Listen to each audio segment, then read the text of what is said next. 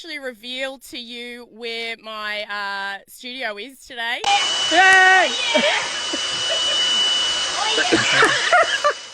Jump into the coach boat and they hug each other and they celebrate together because it's such a teamwork. It's just that now we have to be super conscious that we're producing more waste, and we've got to be better at giving it a second use. We were going to try and pledge to make these changes, and then we thought actually it'd be really cool if other athletes, other sailors could get on board to kind of leave no trace or leave wherever you've been cleaner than how you found it. We are going to sail Port Stephens. I think we pretty much cooked dinner for everybody. Dennis Thompson is a PRO. Miss Stacey Jackson. Yeah, do you think you could smuggle a sausage sandwich across the border for me?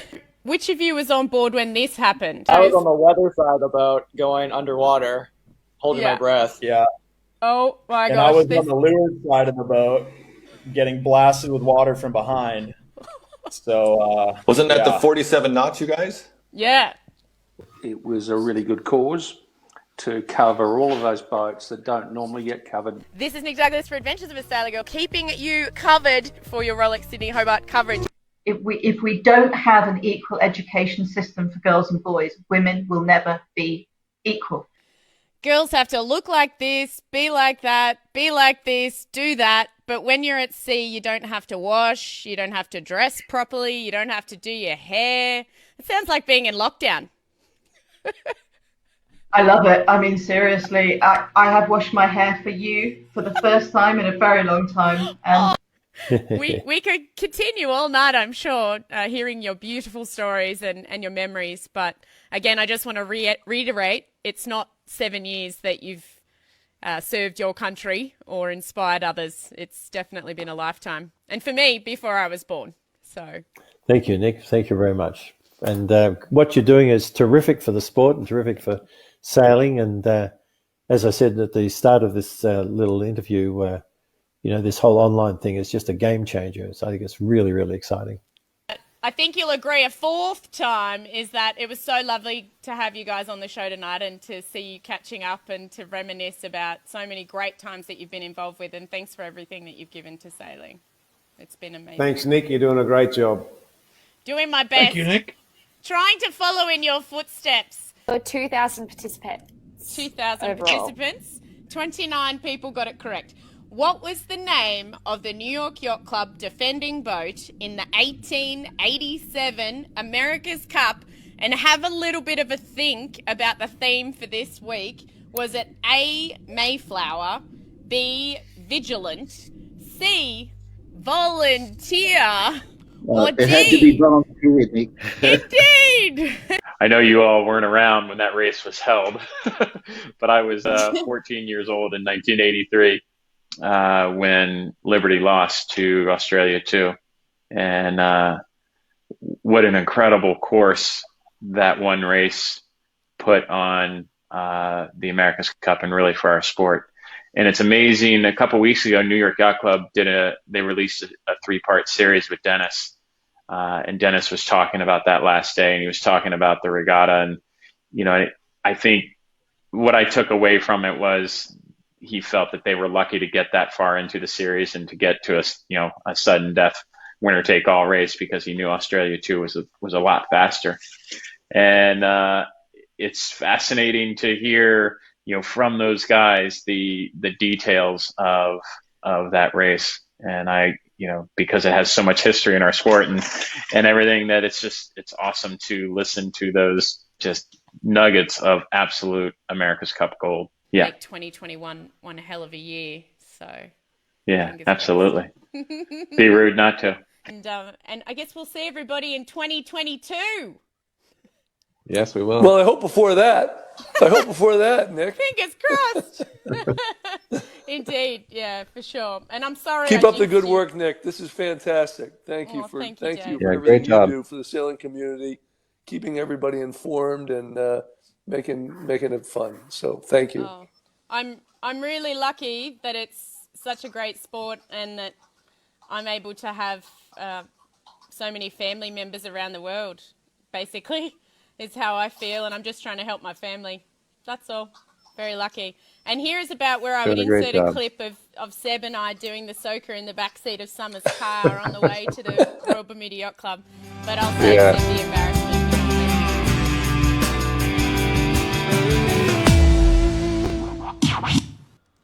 Welcome, everybody. Oh, my goodness. So nice to be back with you all for Adventures Weekly. We've had a little bit of a break, but this is show number 21. That was recapping season 1. Of course, in season 2, we've had Ian Murray, big fella. We've had Andrew Palfrey, dog. We've had Kay Coddy. We had an Olympic special where we looked back at all of the interviews that I've done with athletes from all around the world leading into, well, wrapping up really London and then leading into Rio and of course post Rio as well. And that's well aligned with today's amazing guest. I'm so very, very excited to have our guest with you. But in the meantime, we had better get straight into our first segment, which is, of course, Sailing news in 60 seconds-ish. Sailing news in 60 seconds-ish. Of course, unfortunately, it's still a lot of bad news, but Europe seems to be back and racing, even though they have more COVID cases than we do here in Australia at the moment. The America's Cup, we're still waiting to hear what will happen after New Zealand, unfortunately, had a rise in cases. And when we talk about a rise in cases in terms of New Zealand and Australia, it's a few, as in 5 at the moment. Not 5,000 as in other places in the world. The Finn Silver Cup is underway. Great to see that going very well. The Vendée Globe, we've seen the 11th hour racing have successfully completed their transatlantic. They're one of few who are actually still training. But that race is still set to go ahead in November, the Vendée Globe. Oh my goodness, just it's great to see everything that's happening. The Maxi Yacht Cup is set to go ahead. Unfortunately, it sounds like the Sydney Gold Coast race will be called off. I'm still waiting to hear more on that. And of course, will we see the Rolex Sydney Hobart run? We're not sure. But without further ado, let's get on to chatting with our guest, who is none other than the medal maker, Victor Kovalenko. We're so happy to have you on the line, all the way from Sydney. How are you? I'm well, thank you, Nicole. Very nice to have you with us, and I know that you've been busy this week with some of the Australian sailing team. Yes, I was coaching our girls from Perth, Nia and Monique, and we were lucky, very lucky to have very good winds this week. And yesterday was very gusty, like hammering 25 knots, like 16 to 25 westerlies. In Sydney, it's always a big challenge, but it was good fun. Absolutely. I know I spoke to you on Thursday and you told me that Thursday was good, and I knew that Friday would be better. And I'm in Canberra, or I might have come out with you yesterday, because there's nothing better than a 470 in a bit of breeze, in my opinion. Absolutely, absolutely. When it's coming more than 20 knots, 470 probably is the best class to watch. Absolutely. Very dynamic, very fantastic. Lot of splashes, lot of actions, lot of picturing. Really good class. That's what. Absolutely. Where is our hearts are. Exactly. Now, you sent me a phenomenal clip, which I think I'm going to play now just to set the scene of exactly what a 470 looks like in breeze offshore from Sydney. And credit to whomever gave you this clip. It was from a helicopter, I believe. Yes. All right, we'll have a little bit of a look. Drones were not in the air at that time. Exactly, but this is Malcolm Page and Matt Belcher, I believe, yes. on board. Yeah. Absolutely, yes. Let's have a little bit of a look at just how fantastic the 470 is and why Victor loves them so much. We'll be back in just 1 second.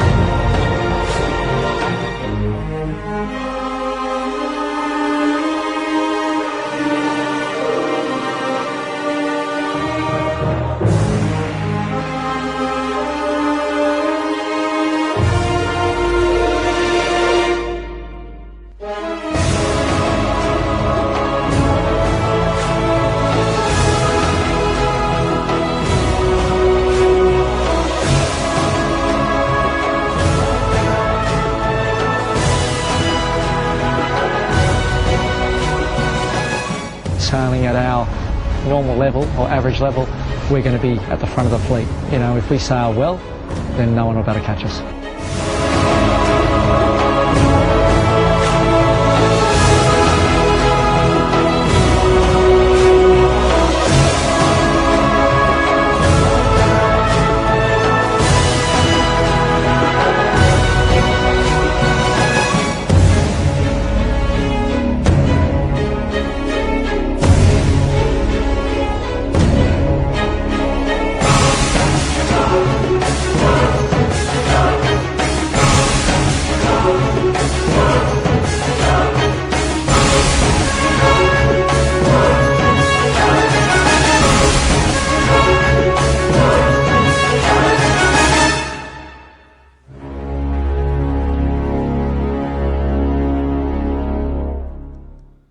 Absolutely fantastic footage there and sailing. Of course, Victor, you're there in that blue rib with them every single second.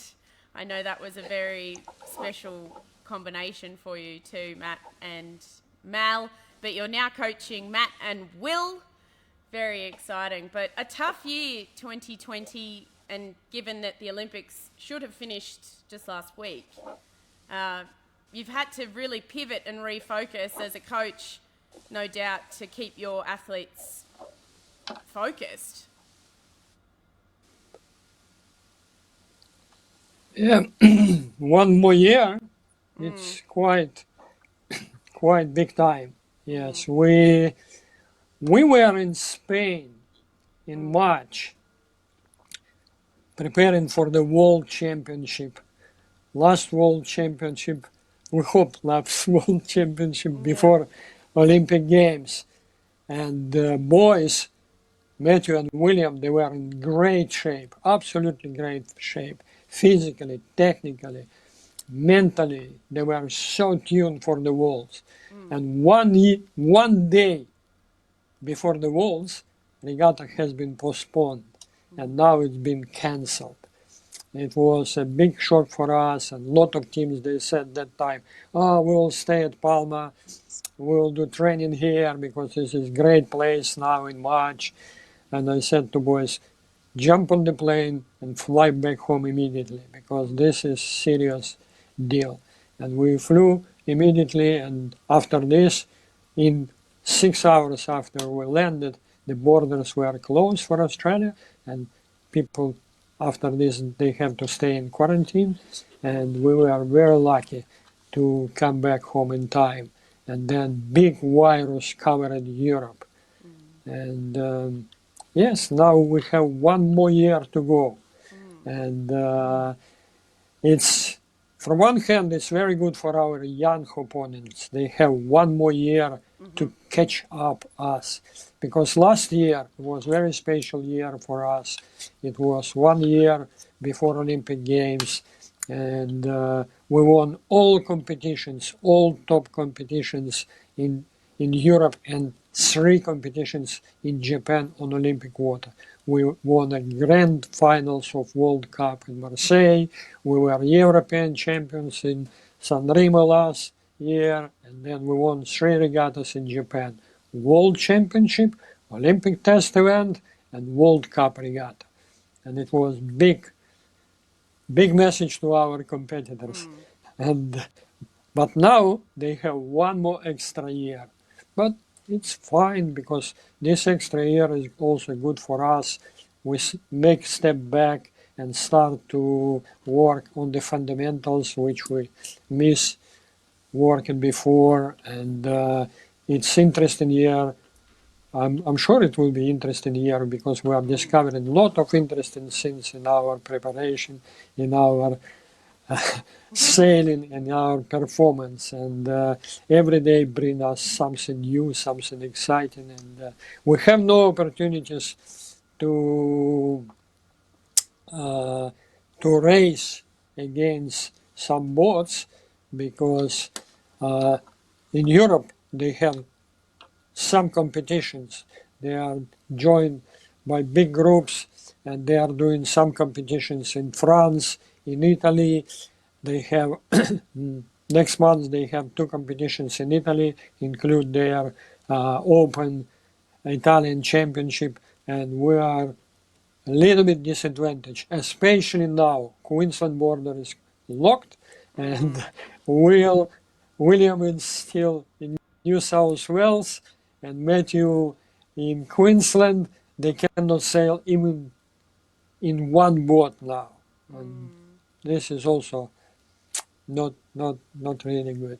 Yeah. But we have what we have, because a lot of we are losing days and weeks of our preparation, but we understand that some families losing parents, some families losing kids, some people losing friends, and this is much more for them, and we understand this one, and we know we have to follow the rules. Absolutely. And Yeah. I think 2020 has really forced us to bring everything back into perspective. But at the same time, you guys have a mission, and that is to win a gold medal. So, I mean, I remember when you coached me, Victor, you used to say that we needed passion, we needed money, and we needed time. But, you know, another year is maybe not what we wanted, but you can always make the most out of it. Oh, absolutely, yes, absolutely. Yes, definitely these factors very important. But money, this is just the tools to reach your goals. Just the tools. Indeed. Desire to be the winner is very important, and hard work is very important. Strong system very important. Support of our families, support of our country, very important. And inspiration and drive is very important. Money, they will come. If the stars will see that you are working hard and you are talented and you are dedicated to your mission, money will come as a tools. Absolutely. And, I mean, you're no stranger to Olympics being postponed. You yourself, when you started out your career, if we go back, you actually sailed the 470 quite seriously, but for USSR. And I believe, yeah, you're no stranger to an Olympics being postponed, but at that time actually cancelled. Well, for you, for the USSR and the boycott. Absolutely, absolutely. The same story happened not only to me. The same story happened to Australia, to a lot of people who were really well prepared for Olympic Games in Moscow. It was the same.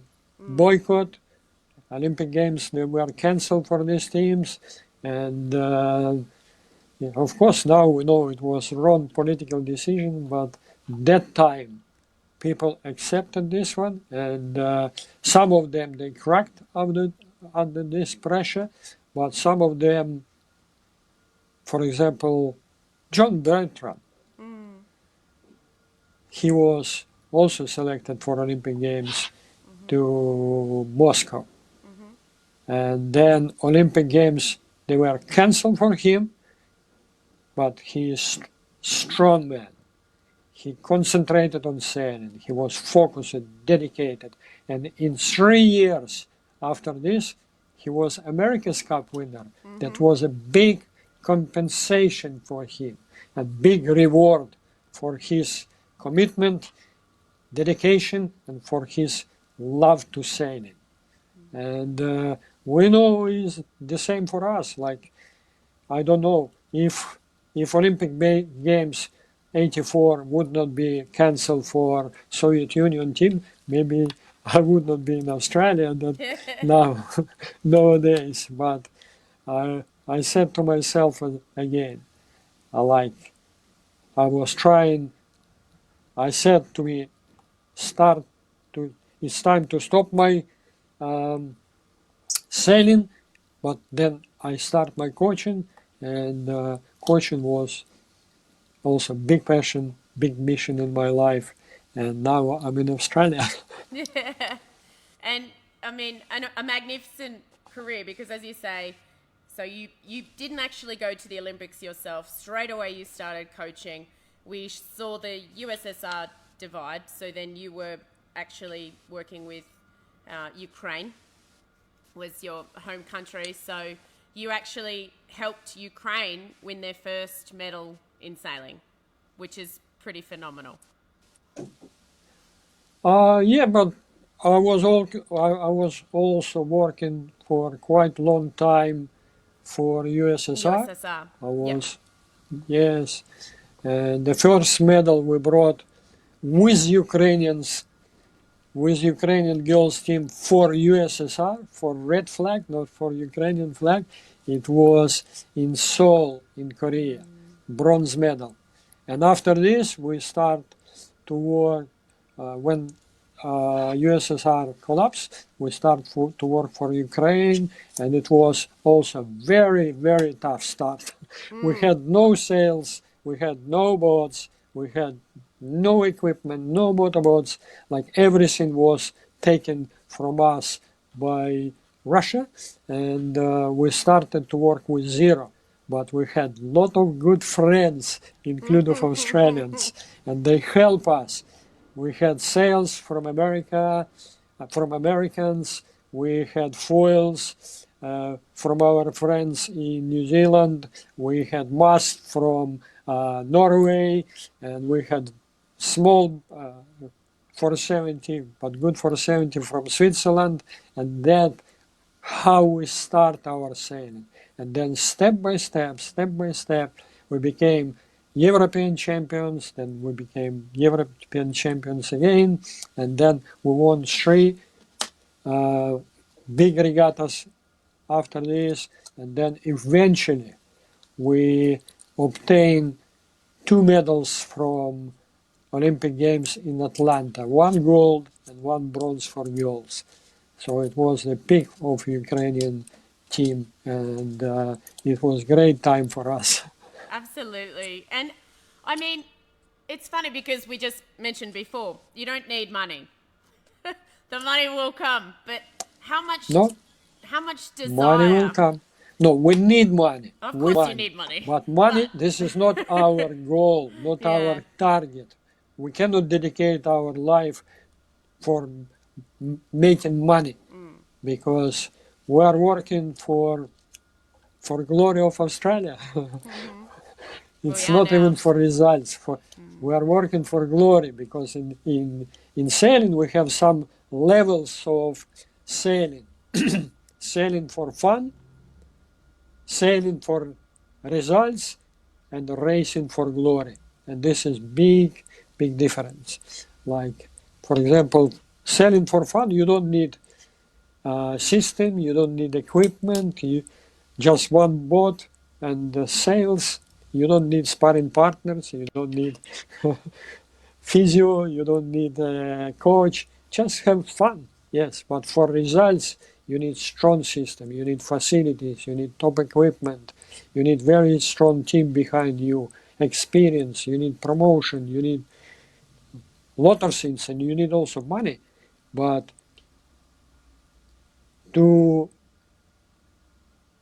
reach the glory level and to obtain your glory, you need superb system. You have to dedicate all of your life, all of your money towards this. You need a very big support team, very strong support team, which we have in Australia now. In these years, we build really strong team, management, coaches, sports scientists, and support of Australian Institute of Sport, Sport Commission.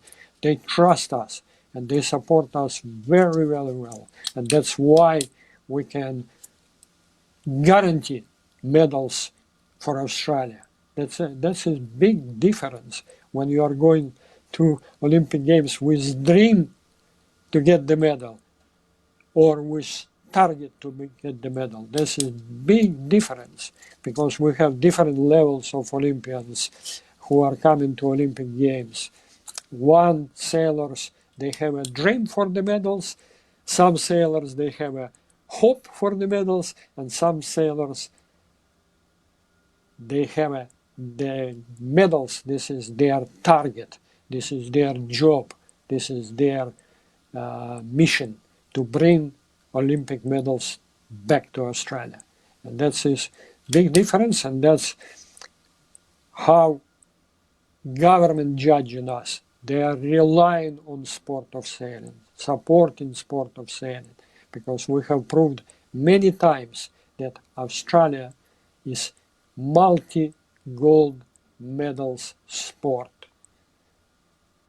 And from 1996, where you didn't have that support like you do now, and to 2000, where we saw you come to Australia and work only for just close to 3 years with our athletes in the 470. Yeah, a short run up for you. But the difference with the system, but I know that you have said before that the system is so important, but the character of the athlete in particular, in 1996 you obviously had that. Absolutely. In 2000 you had that. It's a pretty magical thing. Yes, talent, and also commitments. Very important, because we have a lot of people in this life who are extremely talented, and but they don't know how to use their talents. We have people who are talented and everything coming to them like this because they are talented. They know they are capable to do a lot of things at the top level, and they're not working hard because they know they are enjoying the life, enjoying their talents, and everything coming to them very easy. But we have people who are less talented but working 3 times more harder, and they achieved in their lives much more than these talented people because their commitments, their dedication, and their focus on their achievement and focus on development themselves. Because talented people, they are very rarely developing themselves. And if they are developing themselves, if they are working hard to develop their skills, which will be a very good frame for their talents, their names for a long time, and some names forever, like Michelangelo or Leonardo da Vinci. They were extremely talented people, but they were working also very, very hard. And universe remember them forever. And this is exactly what I said. If you are talented and if you are working very hard, the world will remember you, especially Australia. Especially Australia. Yeah, so the secret is also hard work, talent and hard work. And do you think, I mean, in terms of Australia, we asked you to come to Australia, in 2000 for the Olympics to help us. And the focus on sailing, obviously because of people like John Bertrand, who has so much regard for you as well. I'm not sure if you've seen my show with him, but I think we spoke about you for about 5 minutes or more. And he has so much respect for you. Do you think that Australia and the love that we have for sport is a good thing? Is that a positive thing that we are so focused on our sailing or our heroes in general? Absolutely. It's not only on sailing, because a lot of other sports, like we surprise the world with winter sports. Like we have few gold medals in winter sports, and we have heroes in the winter sport. This is amazing, because Australia will love sport.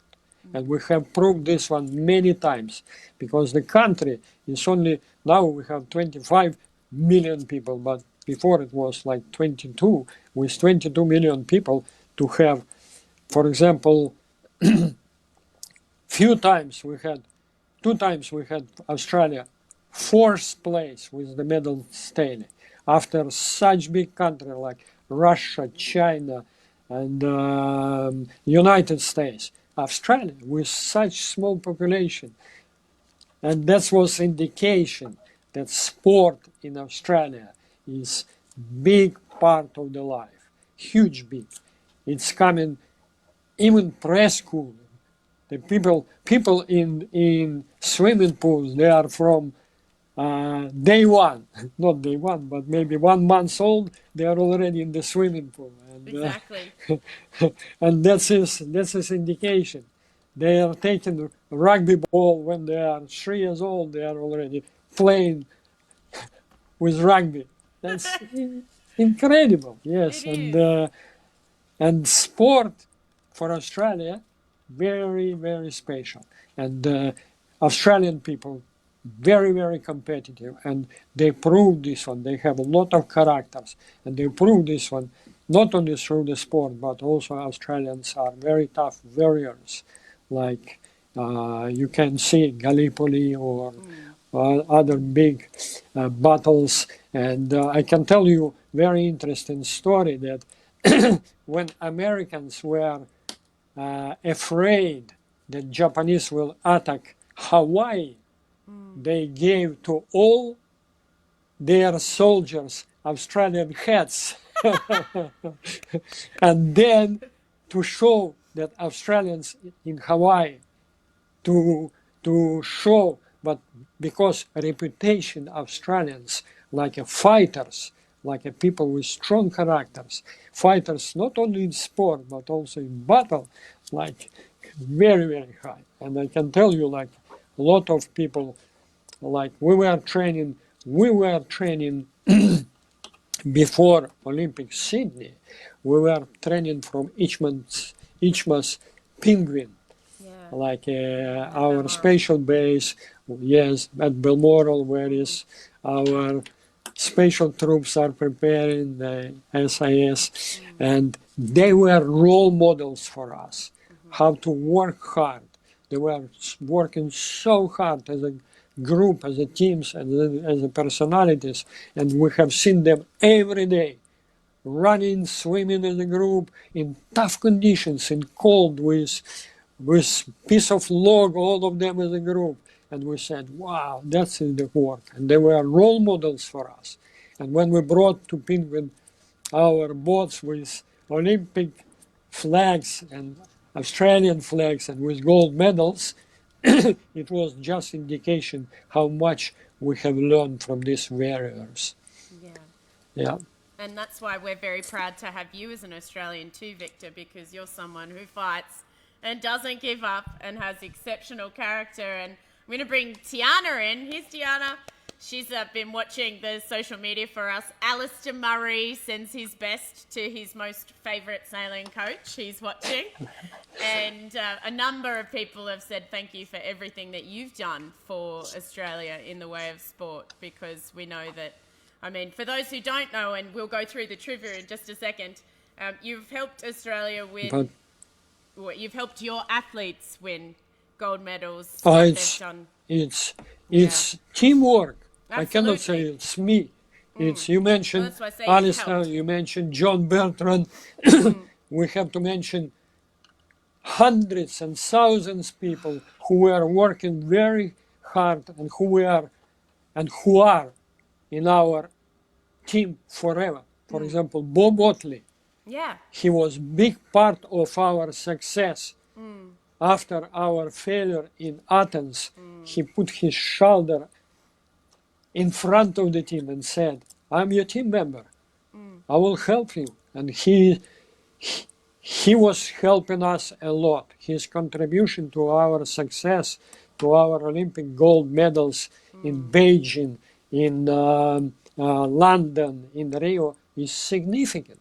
He was sailor with big part of sailing in his heart. Him and Sandy Otley, they make a big contribution to our success. And I'm very happy to mention his name because he was very special. And he is on our team forever.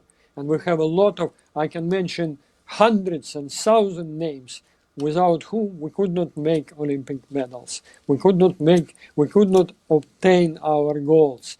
And they are very special, They were special and they are special for us forever. This is huge, big teamwork. And even Unicorn, you are also part of the team. You are making our sport visible. You are making our sport because it's not only top sailors watching you now, also kids, their families, and say, oh, sailing, oh, of course.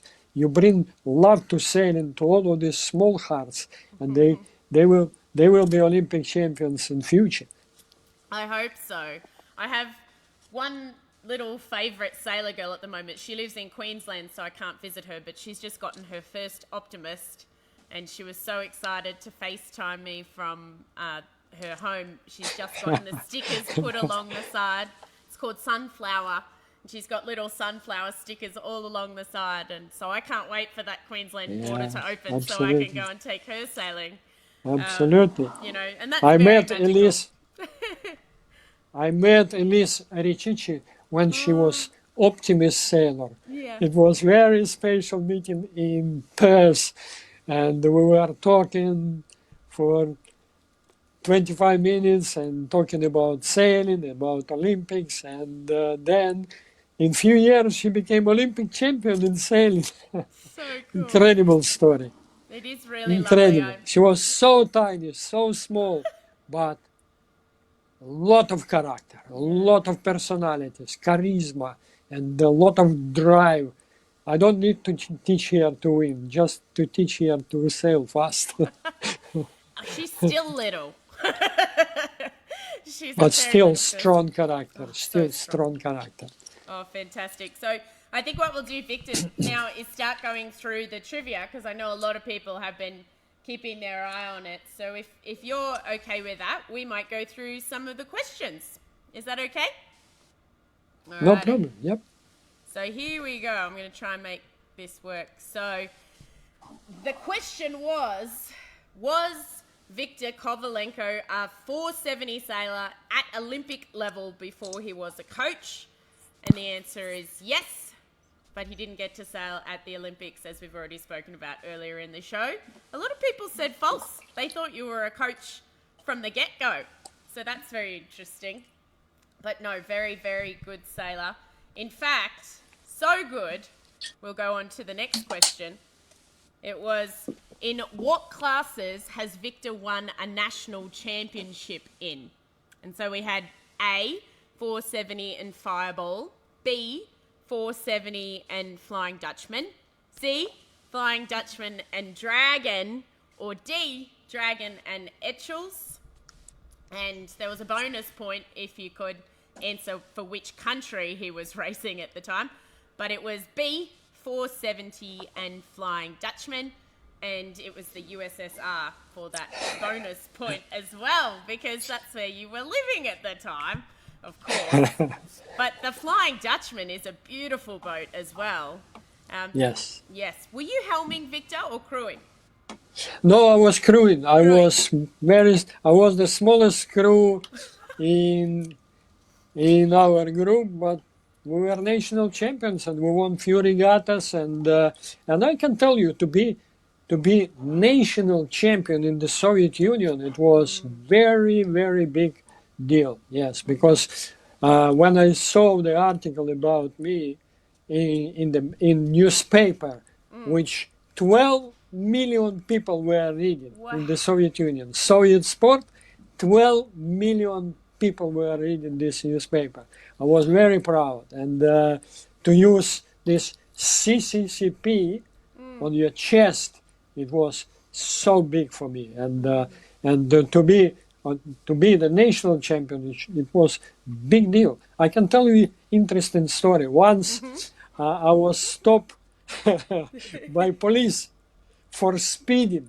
Yeah, I was a little bit fast driving my car, and they said, okay, the policeman bring me to the officer, towards police car. It was the system in the Soviet Union, to register and to give me points and fine.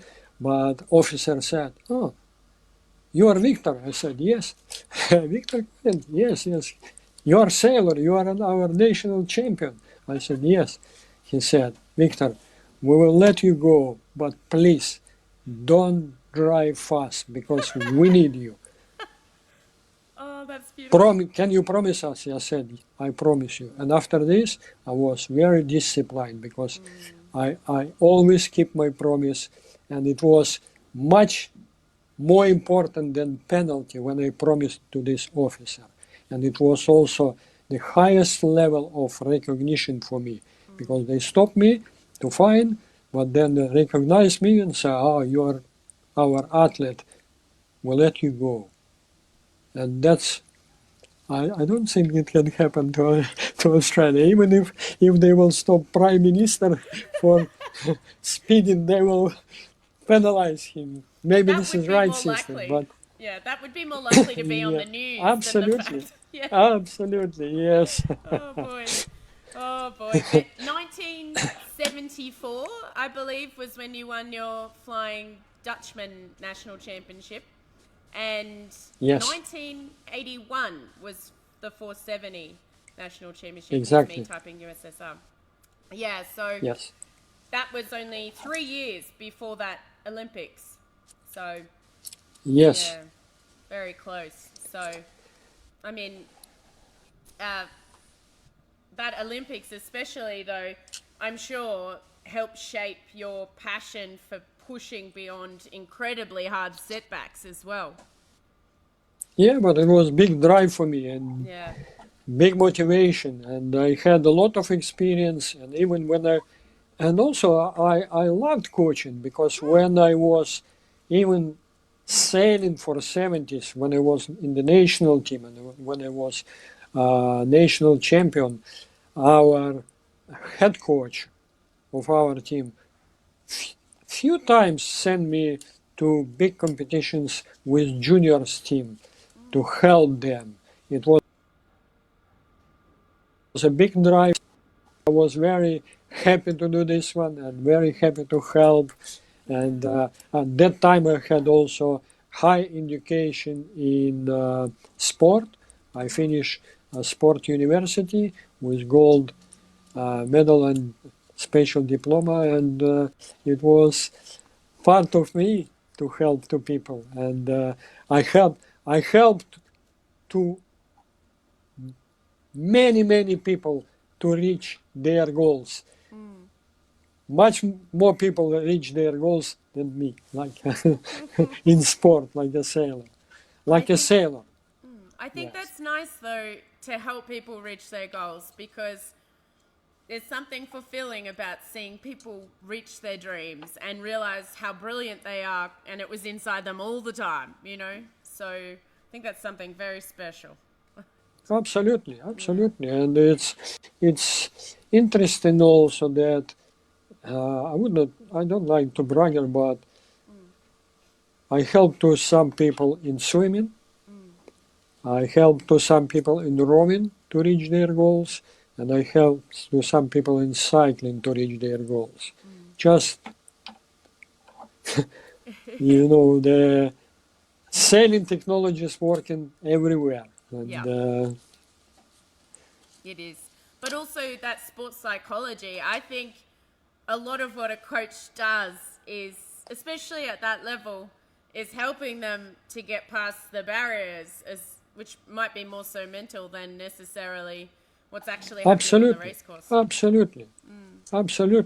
Psychology, this is a big part of the sport, and if you know the principles, but this is not enough. You have to know the key, the trigger for each person to touch his heart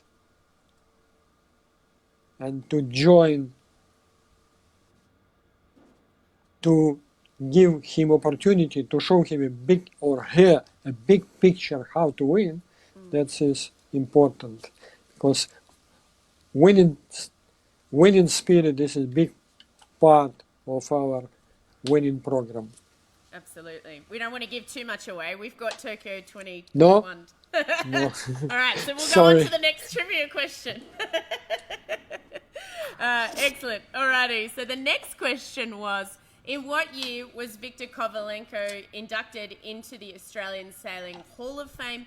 You were one of the inaugural inductees in 2017, which is just lovely. You were also inducted into the Australia Sporting Hall of Fame, not just sailing, but that was quite a number of years before the Australian Sailing Hall of Fame. That was in 2013, I believe, just a year after you received your OAM in 2012, which was a magnificent achievement as well. Just to show more publicly how much you are thanked by all in Australia for all that you do. But the Australian Sailing Hall of Fame, I think, is quite a special thing too, because maybe it was something that should have existed earlier, but at least we were able to recognise all of those great sailors that maybe didn't make it to the Australia Sporting Hall of Fame as such. Yeah, it was.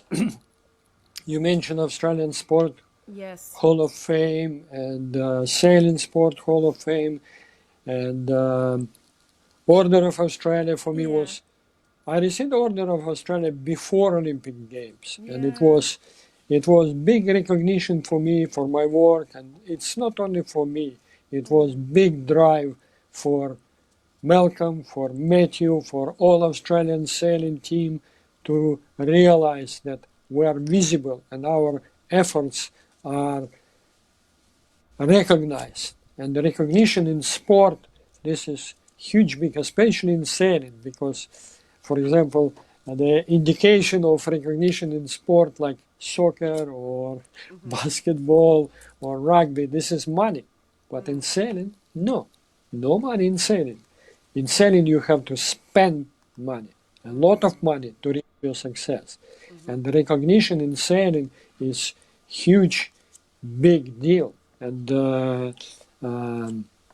this is one from the most important part we're working now, because recognition not only drive, but this is also to make our sport visible. This is huge, big role for our federation now and for all sailors. What you are doing, Nicole, you are making our sport visible. You are making visible what we love and what we achieve. And this is very important. This is not only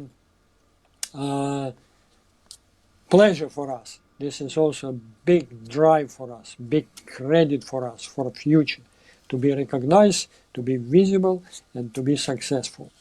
Well, I mean, I'm just doing the little bit I can, but here's a beautiful shot of Malcolm and Matt and yourself when that gold medal was won in 2012.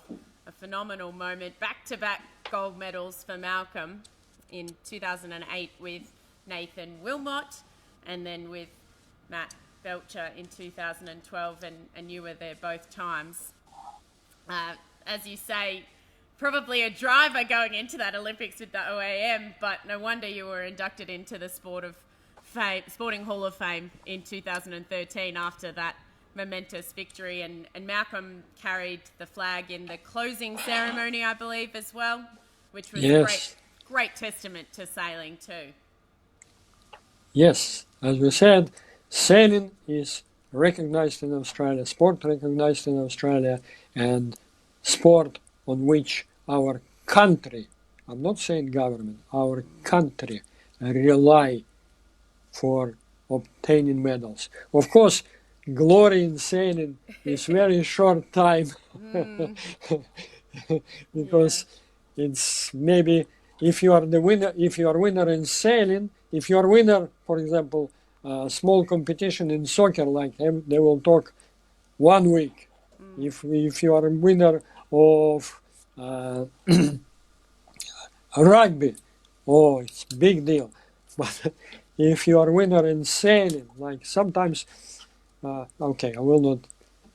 It's very short time. It's glory time. If you have Olympic gold medal, of course, country will remember this forever. But glory time, it's only for 1 week.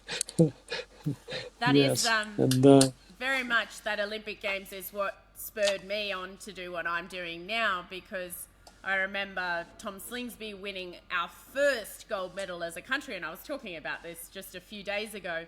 He won the first gold medal in that Olympic Games for Australia, and sailing went on to win more medals than most sports that had so many more competitors.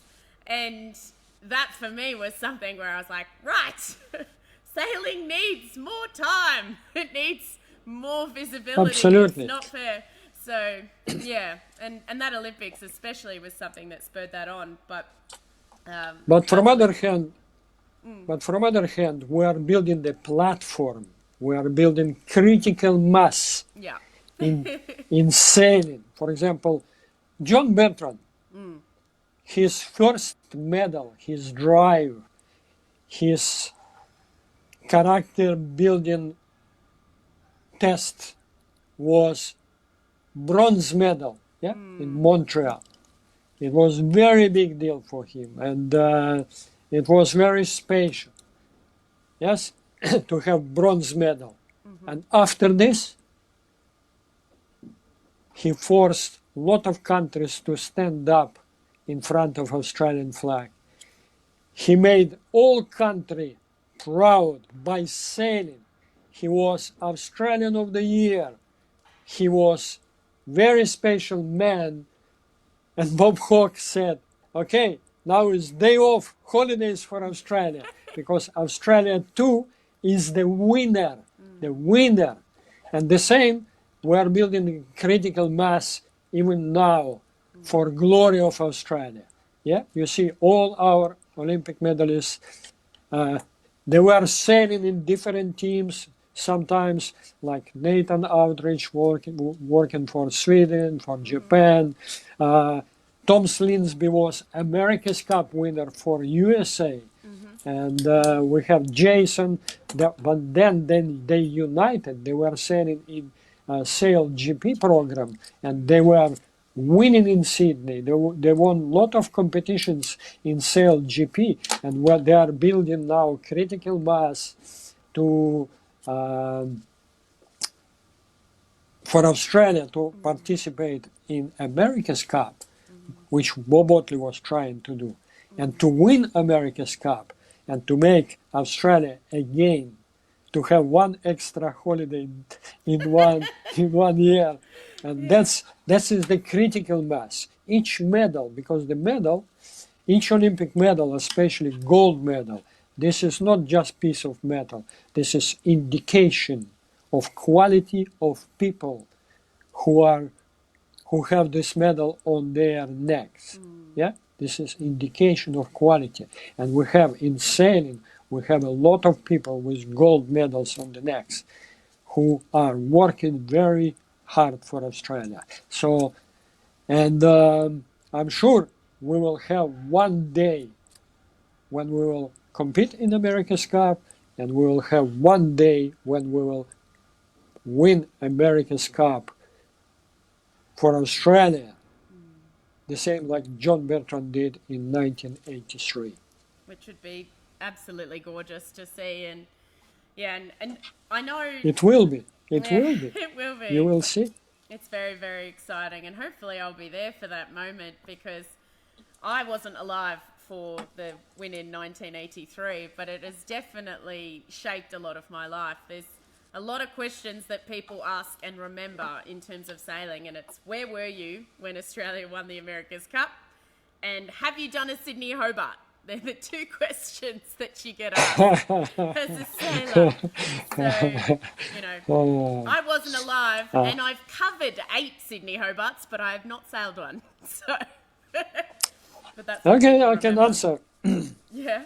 I can tell you, I was in the Soviet Union when Australia won America's Cup, and it was very small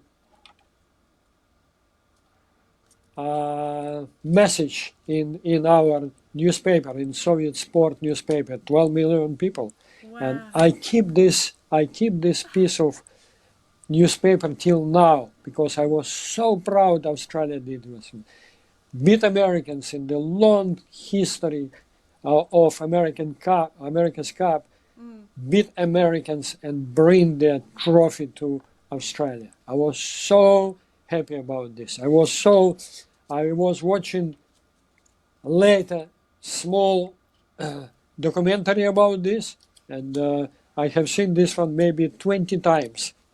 I have seen 20 times John with the trophy, and it was very special time for me, and it was also inspiration. And Sydney to Hobart, it was my dream for many, many, many years. But unfortunately, we are always busy with competitions, preparing for our Miami Regatta and preparing for our Sail Melbourne, which was happened before. And every day it counts for us. But I was very, very lucky to do once a big race on the Wild Odds 11. It was a race Hobart to Sydney. I was doing this one with a very good group of people, and my son was on board, and Troy Tyndall was on board as a captain, and it was big race to finish this race just before number 12 on the Sydney Bridge, before fireworks. Excellent. And we did it just minutes before. And when we were coming under the bridge, you know, we have this security zone and a lot of police inside pushing boats to be behind the yellow boys. And we were going just through this prohibited area, and the police boat came to us and say, "Oh, you cannot sail here, you cannot sail here, you have to stay aside." And then they have seen this as Wild Odds 11, the winners of Sydney to Hobart race, and they say, "Oh, Wild Odds 11, no problem, you can go close to the bridge." And it was big reward for us, a big trophy. As I said again, recognition. Recognition. That was big deal. That's just And like when it you was, got your speeding it's fine. forever in my memory, this race.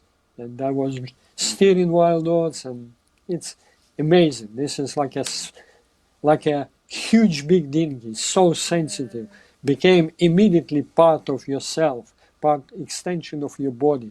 It's flying through the ocean, not sailing, flying. Incredible boat.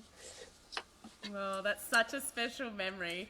I love that. It gives me goosebumps thinking about it. And that's one of the reasons why I love doing what I'm doing, because I get to see all of these amazing boats, and I get to be there when so many people realize their dreams. And, you know, I don't get to win many regattas anymore, but I get to be there when people win. And it's a very, very special thing to share that moment. So, yeah. Oh, but also we remember that you are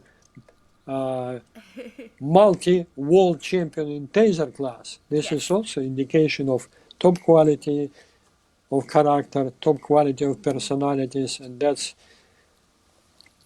why you are doing what you are doing now, because sailing is a big part of your heart. Absolutely. It really is a big part of my heart. And on that, we should get on to your next question to talk more about you, Victor. You're the important one here. So how many world championships have the athletes that have been coached by you won? And I might just rewind that a little bit because we sort of missed the question. But the answer that we had was 18 world championships. That's what we calculated. Is that correct, Victor? Is it more now? No. How many? Now it's 20. 20. Excellent. 20, yes. We could absolutely. find 18. Wow. Yep. And this year, it may well have been 21, but that's okay. Yes, yes, it was big chance 21, but we have what we have. So be it. Yeah, this is, And the next it's make us more tough. Oh, I know. And the next question was, how many Olympic medals have your teams won? And we calculated that as 9. Feel free to correct me. But unfortunately, or fortunately for me, it's 10. 10? Yeah, there we go. So Yes, 10 medals, which is 6 pretty gold, exciting. 3 bronze, and 1 silver. 3 bronze and 1 silver. Yes, that first bronze with the USSR may have slipped the tabulation, but 10 medals, 6 of them are gold. Yes. That's pretty 6. amazing. Pretty amazing, which then led to your athletes winning Rolex Sailor of the Year in 2 years. And you received Coach of the Year in 2 years as well, not just in sailing, in all of sport in Australia, which was a pretty amazing achievement as well.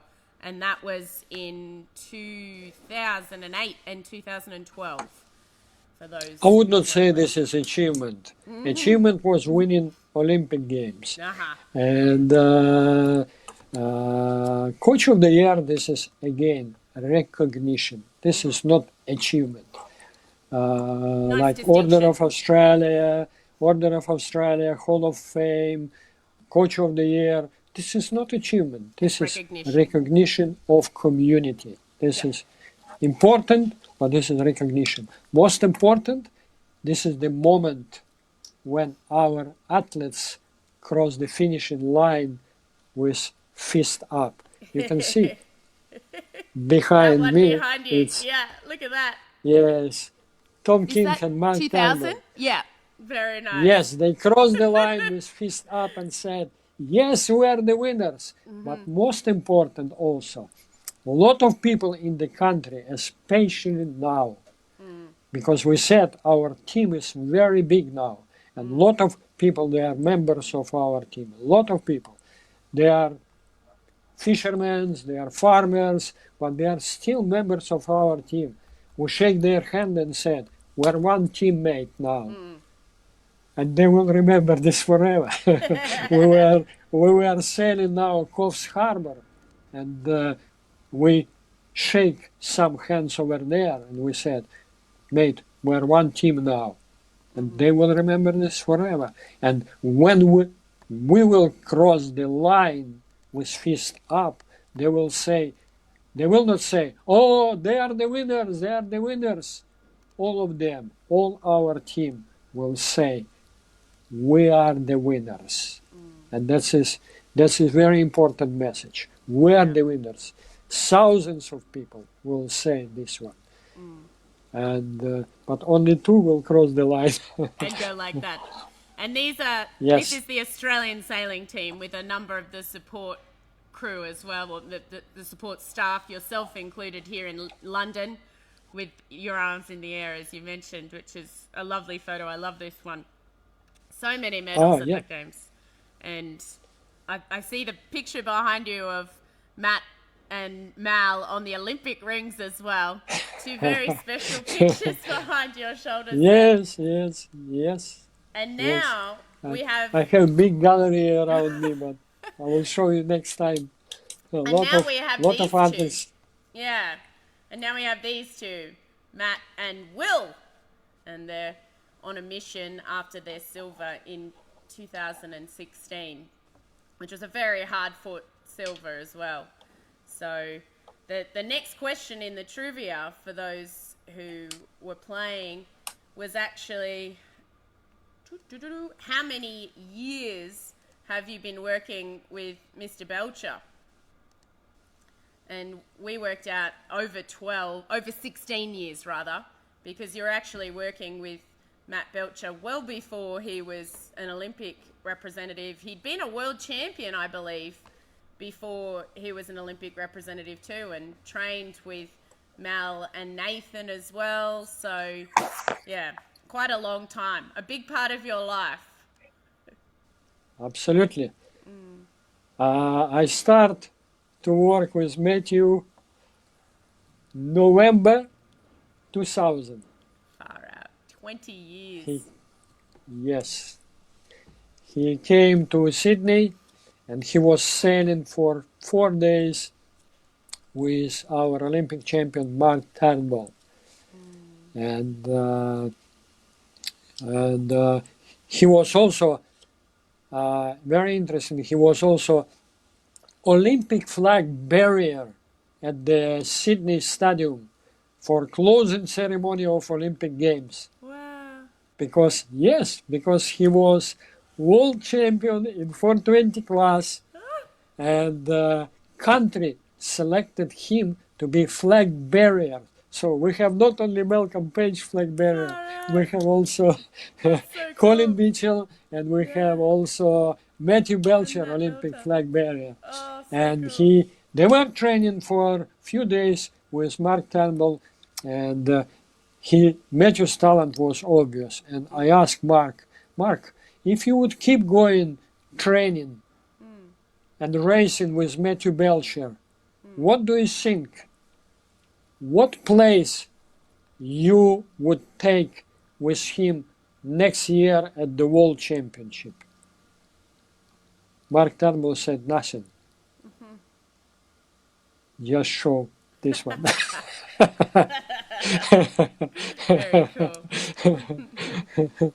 Unfortunately, this has not happened, and Matthew became Olympic champion. Oh, sorry, world champion a little bit later, but it was recognized in time, and he was very dedicated. He was working very hard to be world champion in the future, and to be Olympic champion. And now we have in Australia few people with 2 Olympic medals, including Matthew Belcher, and he is now 10 times world champion. 10 times world champion in 3 classes. This is 420, 470, and Etchells, yes. I was there for that amazing Etchells win, which was really cool. Yes, absolutely incredible time with Martin Hill and his team, and making history. Next year now is again Australia world champions. In Murray is current world champion in HL class. So we are still dominating in this class. So good. Yeah, we spoke to Big Fella about that just a few weeks ago, which was great. It had been, I think, 15 years between his Etchells World Championship wins, which was massive. And it's nice when you can come back and win like that. Dad and I won our Taser World last year, and it had been 10 years between. So it's a big push when you make yourself get up to where you were 10 years ago. So yeah, it's beautiful too. But at that Etchell World Championship in Brisbane, we saw Matt come first with Martin Hill and Will come second with Mark Thornborough with the Hong Kong team, which was fantastic. Absolutely. It was big battle between them in the last race. Who will be the world champion? So exciting. Matthew Belcher or his with Australian team, or Will Ryan with Hong Kong team. Yeah. And of course, we were sailing in Australia. Probably Will gave a bonus to Matthew Belcher and Martin Hill because it was political decision for Will. If regatta would be in neutral water, we don't know what would happen. But in Australia, Australians has to be world champions. Indeed. I wish I had the drone footage ready from that start, but when they started, it was very interesting, that last race, and we have Matt Belcher and Will Ryan start right next to each other on a line with 100 Etchells, and they're right next to each other, and they race most of the first beat like that, right next to each other. Exactly. It was fantastic. It was great. Exactly, because they know where is the golden spot at the start line. Exactly. It was so good. And they cannot be, and it was a little bit tight for them to be 2 of them in the golden spot. Oh gosh, it was good. That was great racing, and it's nice. I love it when you have a team that strong that they read each other's minds when they're not even on the same boat. That's just fantastic. Yes. Big part of teamwork. And when they are on the same boat, they are twice stronger. Which is beautiful. They have been sailing already in Etchells in one boat. Like we had a couple of weeks ago, we had a Etchell regatta from Royal Squadron. Echels, they helped us to organize regatta, and it was very good regatta. And we had few big names in Echels, and also big names in Australian sailing, like in Murray was there, and Tom Slingsby was there, and Matthew and Will Ryan. They were winners of this small regatta in Echels on one boat. Which is beautiful to see too, when you can jump from class to class. So it's nice to see, and I think it's good for sailors as well to round themselves out and sail on different classes. I mean, we've seen that with Tom Slingsby and Nathan Outteridge. Yeah, and their skills are transferable and built, which is nice. Absolutely, because the different boat, this is just different tool to show to the world who you are. Well, you always have such an eloquent way of putting things, Victor. And it's no surprise then that in the next question, when was your book released? It was released in 2017. You did have somebody write it for you, but so much of you comes through in it, it's not even funny. And then we asked everybody what the name was. We had 4 choices. You might like some of these. We said, is it called The Medal Maker? Was it called Born to Win? A few people thought it was Born to Win, you poor people. No Excuses, or Coaching for Dummies? 4 people voted for Coaching for Dummies. No! People actually voted for it. I was like, surely not. I'll give them a free pass, and people actually voted. So Tiana puts this quiz together every week for me, and I love it when she comes up with creative answers like this. It's fantastic. Oh, absolutely lovely. But your book is great. I actually have it on the shelf next to my copy of Born to Win, which is why I love that you appreciate that book and John Bertrand so much as well. And John Bertrand actually wrote the foreword for your book, The Medal Maker. There's you and I at the launch at Middle Harbour Yacht Club, which was a lovely evening as well. And it must be nice to write down all of your memories and have it there in one, I guess, folio to be able to tabulate all of those great moments in history that you've been a part of. Yes, it's quite interesting book. I read it. Unfortunately, I read it only once when Roger asked me to check mistakes, and because I was always thinking, maybe this is book not about me. This is the same like I had first article about me in Australia. When I arrived to Australia to work, I said, no, this is not about me. I did read it later, after Olympic Games, after we won Olympic race, regatta. I read this article and said, wow, this is interesting article, but I did not read it before. And the same with book. I read it once. Sometimes I read some moments of this because to inspire me and to encourage me, to give me more power. But once, whole book once. And it's interesting also that a lot of people, they ask me, Victor, your book. I always said them, guys, this is not my book. Roger Vaughan wrote this one. This is sailing book about me. And in future, I will do my book about sailing, and that would be different. Would you write a book of stories, or would you write a book about coaching? Or would they be the same? I'm sure it will be a little bit combined. A little bit combined book, because I cannot reveal all Australian secrets to public, because they belongs not to me.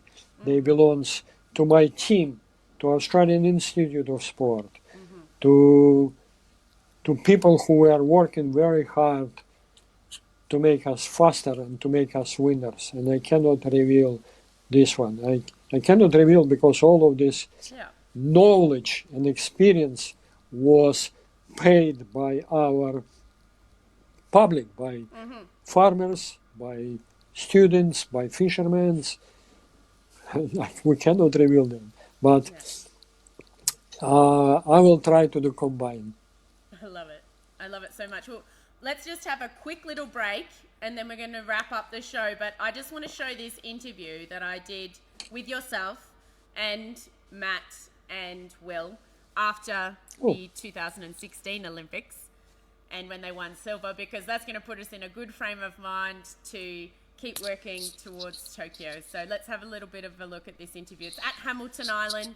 So again, thank you to Bob Oatley and may he rest in peace, and all of the Oatley family for all that they've done for Australian sailing. And we would have loved to have been there right now for Hamilton Island Race Week, but obviously that was cancelled this year. But we're looking forward to the 75th anniversary of that event next year. So a bit of a shout out to Hamilton Island Race Week and the island itself. Let's have a little bit of a look. This is Nick Douglas for Adventures of a Sailor Girl on beautiful Hamilton Island with silver medalists in the 470, Matt Belcher and Will Ryan, and their coach, Victor Kovalenko. Guys, congratulations. Yeah, thanks. Nice to be here. Yeah, it's nice to see you here, and I know a lot of people have followed your journey, especially, I know, he's a bit modest this one, especially Matt, I mean, given that you were the gold medalist at the previous Olympics and the 470's been so successful in Beijing and then London and now here. How does it feel to have come home with another medal? I mean, that's 3 in a row for Australia in terms of medals in the 470. Yeah, it's really special, to be able to be an Olympic medalist. Our goal was to win. We were a little bit disappointed, but we're really proud of the campaign we put together and to win 3 world championships and medal in the other and be an Olympic medalist. It's a pretty cool legacy that Australian 470s have, and that's largely from this man. And for me, it's just a privilege to start with Will. It's been an amazing 4 years, and I really loved every minute of it. Yeah, Will, I think you had a difficult position to fill, that of a gold medalist crew being Malcolm Page, but you've done fantastically. I know you guys have been so successful over the past 4 years, and to cap it off with a medal after not the easiest regatta, how does that feel for you? Yeah, no, it's certainly a special moment.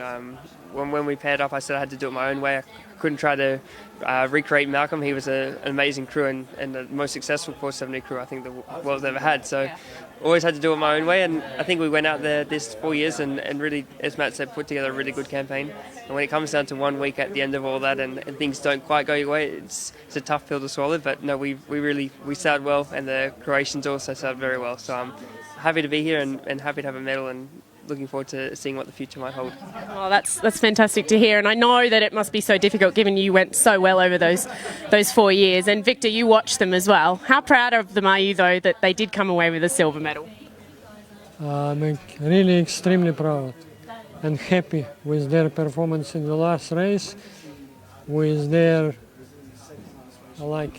broken mainsail. They were sailing quite fast. Not quite fast, quite smart. We are not happy not to win the gold, but we are happy to be silver. Yes.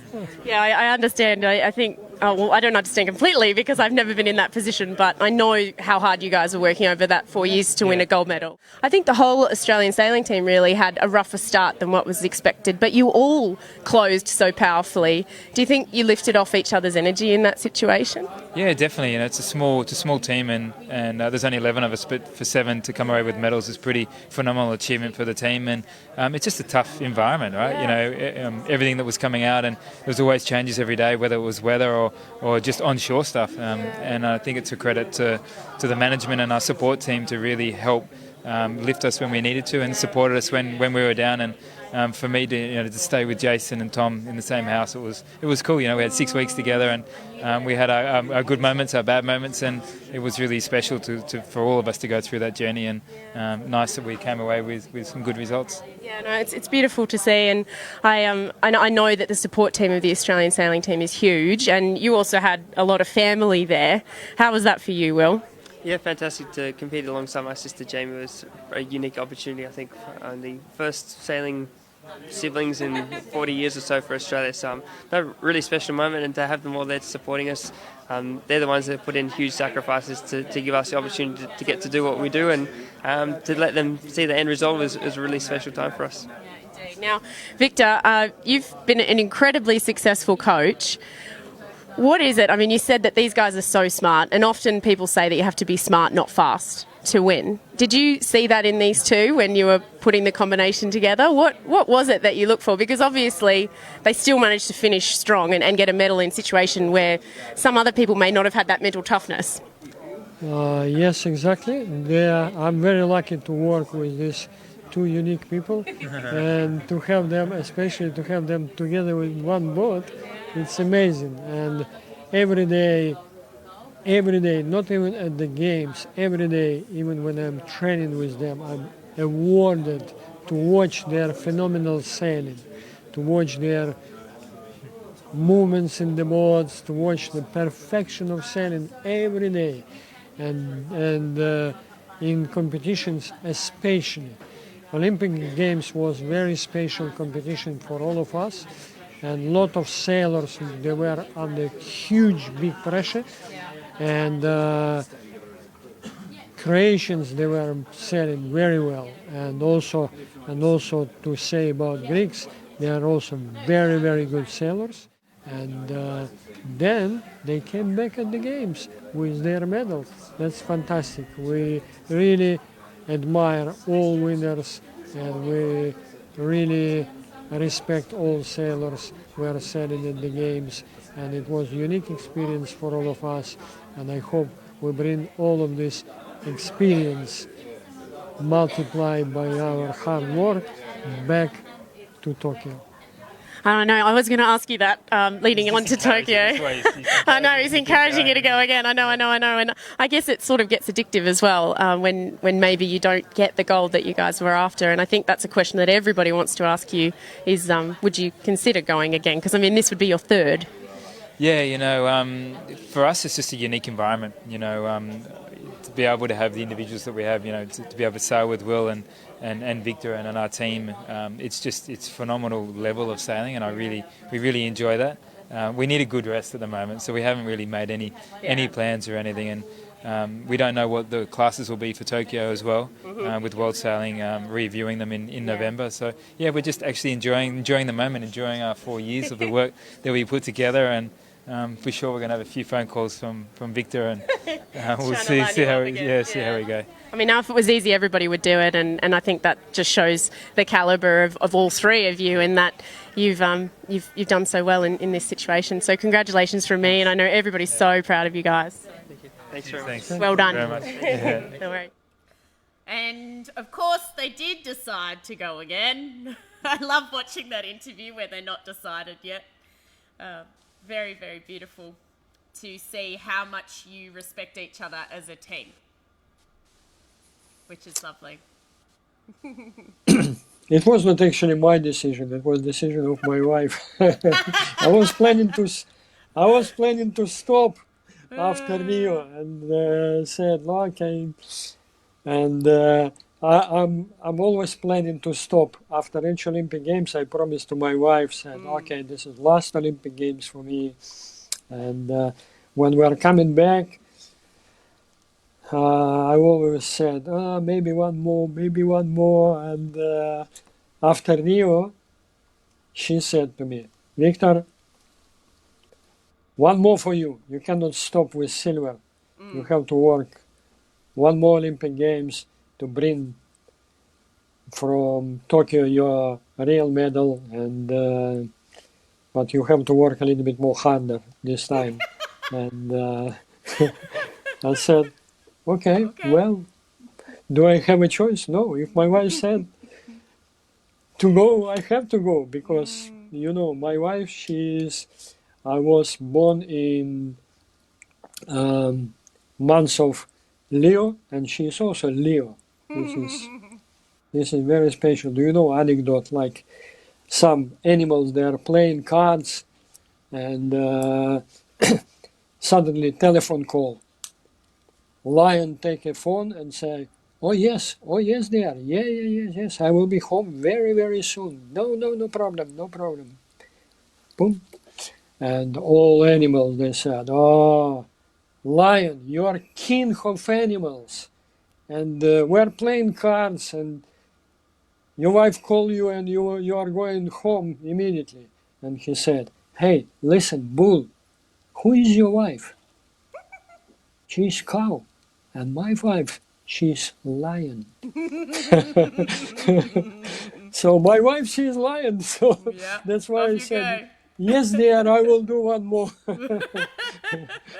No, but you No, guys, of course, when we, of course, the big decision was from Matthew Belcher because he is father of family of three, and he has to spend a lot of time with his growing up kids, and he has also interest in business, and also it's very tough decision for William Ryan because he is very demanded person in all classes.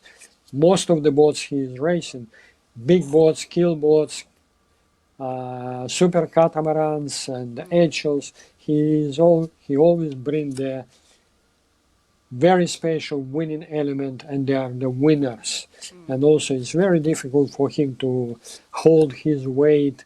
You have seen how skinny he was in Rio in that to be the video winners. as well, he's still so Absolutely. thin. Oh my gosh. So skinny. It's not easy for him, and also for him probably it's also like a time to get his princess and to be married as well. But most of them they made decision to do Tokyo, and of course I cannot say no. And as I said, I have to work hard. Yeah. One more Well, cycle. Going into your 21st year working with Matt Belcher, I think a lot of people have thought that you two would retire from Olympic sailing at the same time. But as you mentioned, Tatiana and also Matt Belcher's family and Will Ryan's family, who are all there, I think it's a big shout out to all of the support crews that keep us going when we work in sailing, because they really are our backbones. And speaking of Tatiana, you may have celebrated a very big birthday this year. Yes, I know. For those who don't know, the medal maker turned 70 this year, and it was not the best year to have a big birthday because this month, so many people, actually. Indeed. Just now. So there's a lot of people wishing you happy birthday online as well. And they're like, come on, don't forget to wish him a happy birthday. I'm like, oh, don't worry, that's coming.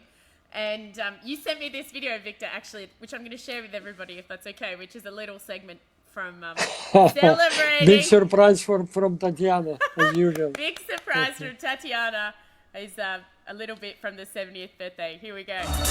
Мы хотим всем рекордам ваши с Танечкой дать имена. Мы хотим всем рекордам в виде с Танечкой дать имена. Шествуй налень гордо, солнечной стремись к награде. Ради красоты спорта Австралии своей ради. Любите друг друга нежно и живите жизнь ярко. И уже поют о вас песни. Правда, небесам жарко. Мы очень любим героев спорта. И улыбка, и радость важна. Мы хотим всем рекордам ваши звонкие дать имена. Мы хотим всем рекордам вашей с Танечкой дать имена. All socially distanced, of course. And I know so many more people. Absolutely, yes. Yeah, more people would have loved to have celebrated your 70th birthday with you, Victor. But happy birthday. And I know that thank you very much, so many Nicole. people wishing you a happy birthday. Oh, you're very welcome. And all the best with the next, I guess, just less than a year now. So let's say 11 months. Yes. Yes. Hard work, 11 months. Unfortunately, we are isolated now and we cannot race. And at this stage, we cannot even train Matthew and Will in one boat. But we are still tough. We are still one team with all of you. We are still part of Australian Olympic sailing team, winning team, and we are Australians. We have to prove one more time how strong we are, not only in the moments of competitions, but also in the moments of true, like big tests coming from life as well. And this is one from the biggest tests we ever had. And so we are still one team, winning team, and go ahead. Stay strong. This is special words we are listening now in Australia more and more, and this is not only for Victorians, this is for all of us. Stay strong and be one team.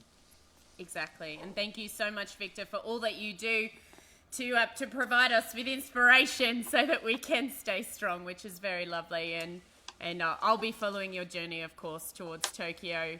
And again, happy birthday from everybody, and our love to Tatiana, and hopefully we'll see you again very soon, but it will be out on the water training instead of in the Absolutely. Excellent. All right, everybody. Thank you. We have quite a number of great guests coming up in the next few weeks. I've promised Shirley Robertson that I'll catch up with her, Dee Kafari as well, so a few other fantastic sailor girls, and they're both putting together campaigns, of course, to go to 2024 in the mixed keelboat class. The 470 in 2024 will also be mixed, I believe, so that will present some interesting things for Victor's teams down the line, and we'll see how that all eventuates. But as Victor said, stay safe, everybody, and stay strong, and we'll see you all next week, if not before. Goodbye.